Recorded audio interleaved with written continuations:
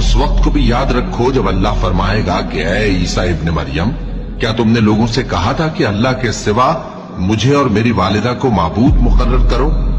वो कहेंगे कि तू पाक है, मुझे कब शाया था कि मैं ऐसी बात कहता जिसका मुझे कुछ हक नहीं। अगर मैंने ऐसा कहा होगा तो तुझको मालूम होगा, क्योंकि जो बात मेरे जी में है तू उसे जानता है, और जो तेरे जी में है उसे मैं नहीं जानता। बेशक तू अल्लामुल गुयूब है।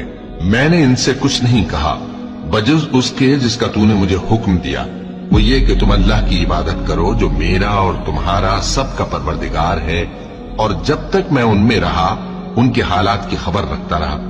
फिर जब तूने मुझे दुनिया से उठा लिया तो तू ही उनका निगरां था, और तू हर चीज से खबरदार है।